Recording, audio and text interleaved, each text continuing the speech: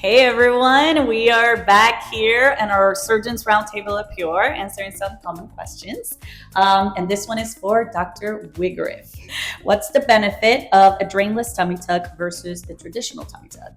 Okay, so both of these techniques are great techniques and they accomplish the same thing at the end of the day. But what I always tell my patients is if you're deathly afraid of drains, a drainless tummy tuck is probably a great option for you.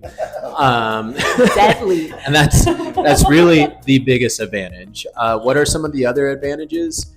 I tend to think that it might speed up the healing process a little bit because how we accomplish that drainless tummy tuck is by kind of relaminating the layers of the abdomen again with extra layers of suture, putting the skin and fat back down to the muscles to eliminate that space where fluid typically accumulates.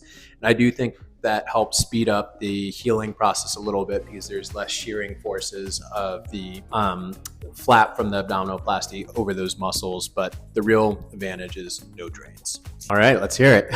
Two main concerns with the drainless tummy tuck. Let's see what you think. Okay. One is the extra suturing, more scarring, more possibility of irregularity in the abdominal wall. Or the other one, bleeding. One of those sutures pop, or some of those suturing may cause bleeding.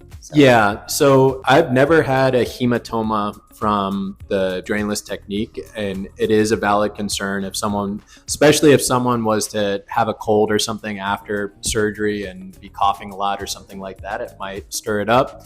And as for the contour irregularities, that is something that I talk to everybody about before they get a drainless tummy tuck, because those sutures are sometimes puckering the skin down a little bit.